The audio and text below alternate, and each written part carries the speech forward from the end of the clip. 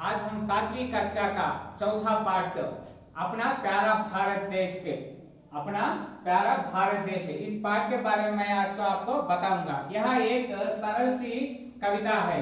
इस कविता में हमको भारत देश के महान के बारे में और भारत देश के मूल्यों के बारे में और भारत देश के बारे में हमको छोटी छोटी पंक्तियों में समझाया गया। अब देखिए पहला पद में पहला पंक्ति देखेंगे। देखिए, जग में सबसे न्यारा देश अपना प्यारा भारत देश। जग में, जग माने क्या है आपको? विश्व। विश्व में कई सारे देश है, लेकिन अपना प्यारा भारत देश न्यारा।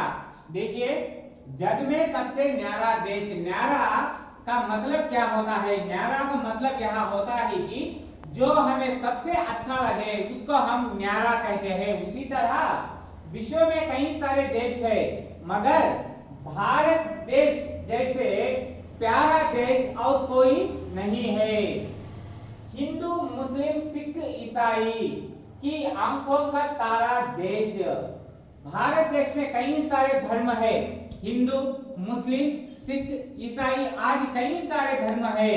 इन सभी धर्मों का आंखों का तारा क्या है?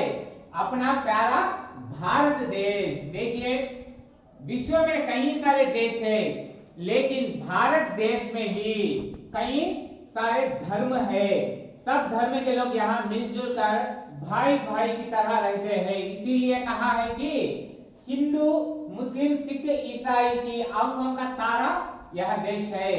अगला पद देखिए, ऊंचे शिखरों वाला देश, चंचल नदियों वाला देश। ऊंचे शिखरों वाला देश। भारत देश में कई सारे ऊंचे शिखर है, जैसे हिमालय।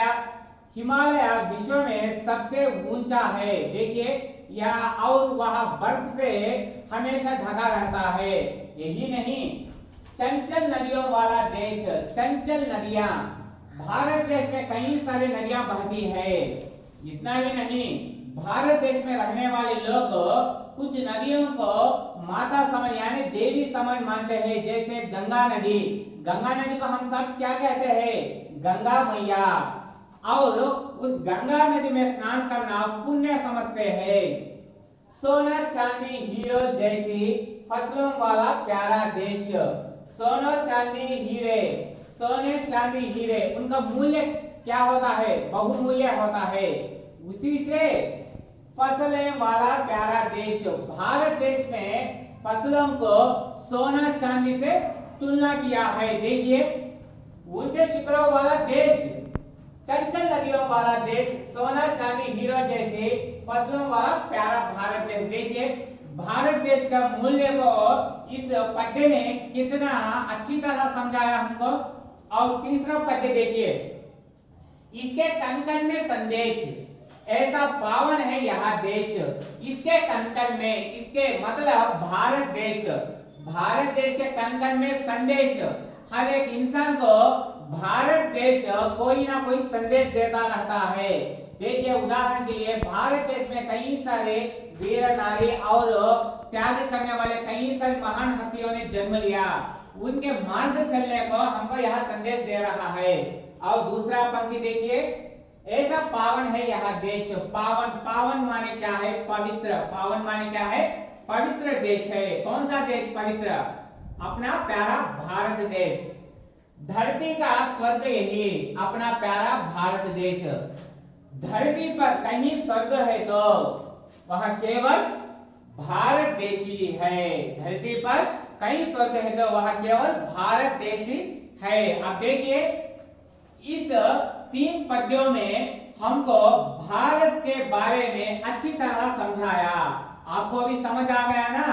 अब देखिए, इस पद्यों को मैं तेलुगु में बोलूंगा, समझिए। చూడండి పిల్లలు, మనం ఇప్పుడు చెప్పుకోబోయేది 4వ పాఠం, 7వ తరగతిలో 4వ పాఠం, अपना प्यारा भारत देश। अपना प्यारा भारत देश। ఈ పాఠంలోని अपना प्यारा भारत देश లో సరళంగా చూసుకుంటే 3 పద్యాలు ఇచ్చాడు। ఈ 3 పద్యాలలో భారతదేశం యొక్క విలువని, భారతదేశం యొక్క గొప్పతనాన్ని, భారతదేశంలోని ఉండేటువంటి మహత్తరమైన వనరులని మనకి ఇక్కడ చాలా చక్కగా వివరించాడు. మొదటి పద్యంలో చూద్దాం. జగ్ మే సబ్సే న్యారా దేశ్. జగ్ జగ్ మతలబ్ అంటే జగ్ అంటే ఏంటి? విశ్వం.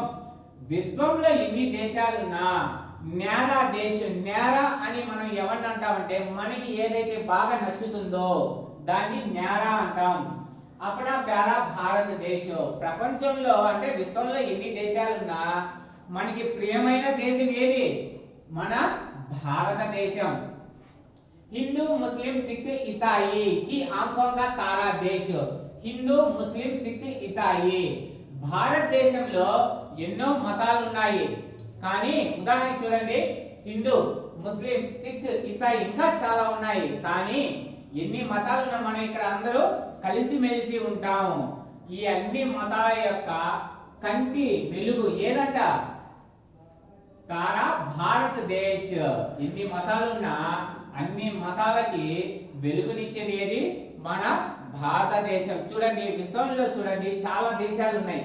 ఒక్కొక్క దేశంలో ఒక్కొక్క మతం వాళ్ళు మాత్రమే ఉంటారు, కానీ మన భారతదేశం గొప్పదనం ఏంటంటే ఇక్కడ అన్ని మతాల వాళ్ళు కలిసి మెలిసి అన్నదమ్ములాగా కుటుంబం లాగా మెలిసి ఉంటాం. తర్వాత రెండవ పద్యం చూడండి. ఊంచే శిఖరో వాలా దేశ్, చంచల్ నదియో వాలా దేశ్. ఊంచే శిఖరో, శిఖరో అంటే శిఖరాలు, ఊంచే అంటే ఎత్తైన.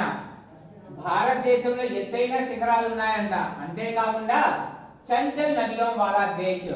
చంచల్, చంచల్ నది అంటే చంచల్ అంటే స్థిరంగా లేకుండా, ఒక చోట స్థిరంగా లేకుండా ఎప్పుడు ప్రవహించేది. భారతదేశంలో చాలా నదులు ఉన్నాయి. భారతదేశంలో చాలా నదులు ఉన్నాయి. వాటిల్లో కొన్ని ముఖ్యమైనవి చూడండి, గంగా, యమున, కృష్ణ, గోదావరి చాలా ఉన్నాయి. కానీ మన భారతదేశంలో కొన్ని నదులని దేవిగా చూస్తాం. ఉదాహరణకి చూడండి, గంగా నదిని మనం గంగా మయ్య అంటాం. అంటే ఏంటి? గంగాదేవి అని. ఇలాగా భారతదేశంలో చాలా నదులు ఉన్నాయండి. అవి కూడా చంచల్ అంటే స్థిరంగా లేకుండా ఎప్పుడు ప్రవహిస్తా ఉండేవి. సోనా చాందీ హీరో జైసి ఫసలం వాలా ప్యారా దేశ్. ఫసలే, ఫసలే అంటే పంటలు. భారతదేశంలోని పంటలని ఇక్కడ మనకి కవి ఏ విధంగా సూచించాడు? సోనా చాందీ హీరే అంటే భారతదేశంలో ఉండేటువంటి పంటలంట సోనా. సోనా అంటే ఏంటి?